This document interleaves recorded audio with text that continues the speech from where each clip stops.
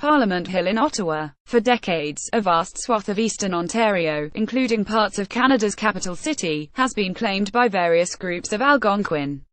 Cole Burston for the New York Times. PIKWAKA and AGAN First Nation, Ontario. Whenever Prime Minister Justin Trudeau or his cabinet ministers speak in certain parts of Ontario or Quebec, they begin by acknowledging they are on unceded Algonquin territory. That recognition is just one of the ways Mr. Trudeau's government has been trying to signal a top priority righting the wrongs Canada has done to Indigenous people, especially over land that Aboriginals say was taken from them unjustly.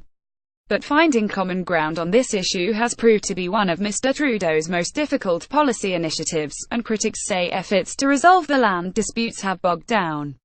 But both sides agree on the importance of sorting out the claims. A man fishing from the Quebec side of the Ottawa River. Most Quebec Algonquins decided not to join the negotiations that led to an agreement over land use between the government and the Ontario Algonquins. Cole Burston for the New York Times. The process of negotiating land claims should be an absolute pillar of reconciliation, said Ken Coates, a historian at the University of Saskatchewan who studies treaties and is a consultant to Indigenous groups.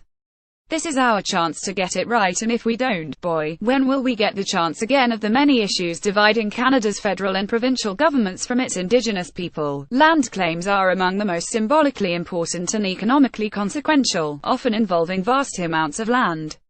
Some claims involve hundreds of millions of dollars, and tribes are often interested in controlling the land at issue, by, for example, having a say over logging, oil exploration and mining. One claim by various Algonquin groups involves the 8.9 million acres of the Ottawa watershed, which includes Canada's Parliament buildings and Supreme Court. The government thought it had settled that claim in principle a year ago, but it has ended up in litigation anyway.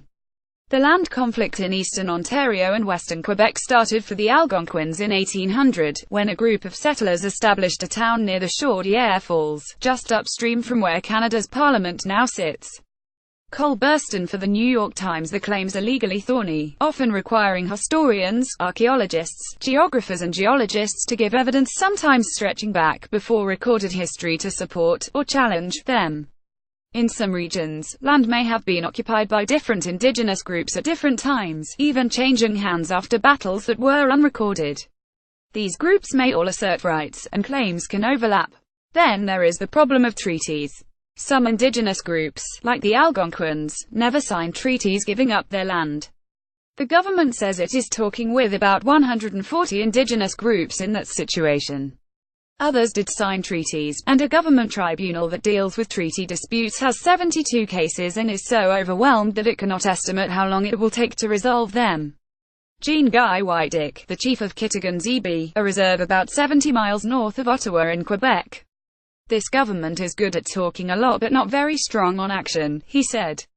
Cole Burston for the New York Times. The result is that settlement negotiations occur at a frustratingly slow pace, because there's so many cases that haven't been dealt with over the years. There's been such a big backlog, it's going to take years, said Regional Chief Craig McEnroe of the Assembly of First Nations, the country's largest Indigenous organization. Nothing's really moved, but a few claims have been resolved.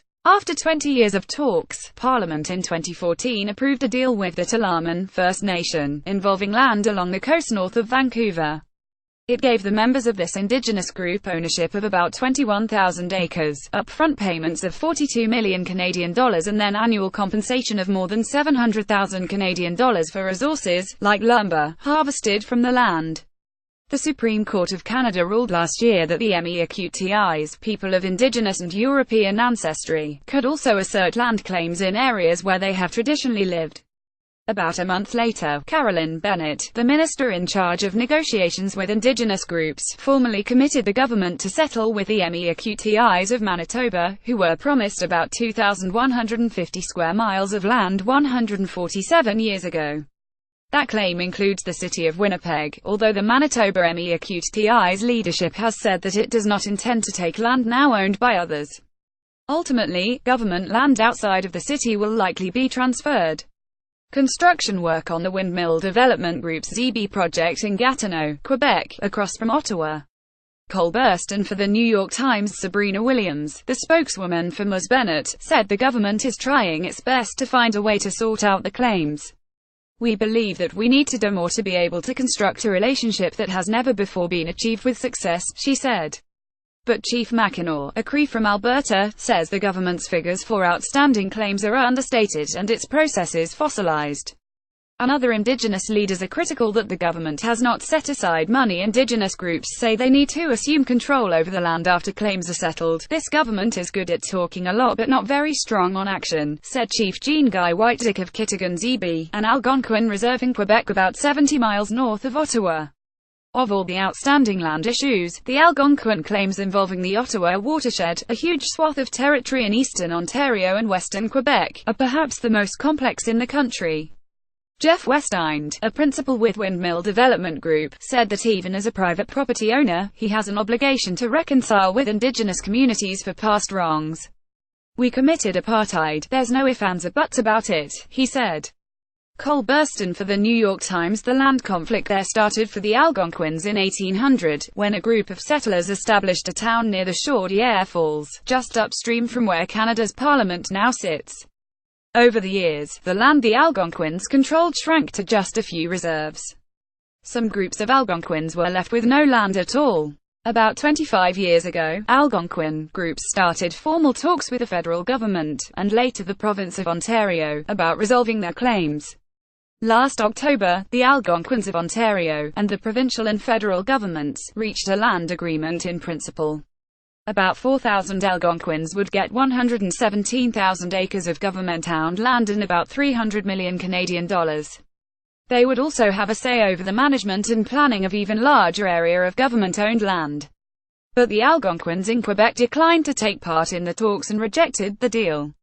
They are now in court in Ontario to try to rip up the agreement, and to get more money and an increased role in any future use of the land. We want to be partners in Canada and not just stay on the reserve, said Mr. Whitedick, a former Bush plane pilot. An Algonquin leader on the Ottawa side said he regrets the rift and wants to bring Quebec into the agreement. But Kirkby Whitedick, many unrelated Algonquins in the area share surnames. Chief of the Pikwakaanagan First Nation, west of Ottawa, said he was not prepared to spend years trying to heal the divide. We don't want to be sitting here 50, 100 years later when there's 5 million people in the territory and just 50 acres of Crown land left, he said.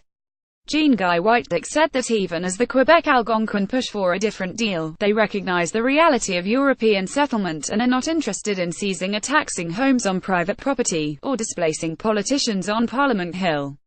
But they still appreciate the symbolic importance of the claims in Ottawa. Chief Kirby Whitedick, an Algonquin leader in Ottawa, said he regrets a rift with Algonquins in Quebec but that he was not prepared to spend years trying to heal the divide. We don't want to be sitting here 50, 100 years later when there's 5 million people in the territory and just 50 acres of Crown land left, he said. Ian Austin, The New York Times. Our action also includes Parliament and the Supreme Court land because we want to stir it up good to try and get some action from them, he said. Some of the disputed land ended up in the hands of an Ottawa company, the Windmill Development Group, which is now, along with a financial partner, spending $1.4 billion Canadian dollars on a development project, known as ZB, that includes condos, offices, restaurants and stores. The property encompasses parts of the banks of the Ottawa River in both Ottawa and Gatineau, Quebec. As a private company building on privately owned land, Windmill has no legal obligation to compensate Indigenous groups or negotiate with them. But Jeff Westind, a principal at Windmill, believes that even as a private property owner, he has an obligation to reconcile with Indigenous communities for past wrongs. As private citizens, I think we should do something, Mr. Westind said. We committed apartheid, there's no ifs, ands or buts about it. Success for us will be a community where my Algonquin friends can come down here and say yes, that's my community too. Follow Ian Austin on Twitter at Ian Rawston.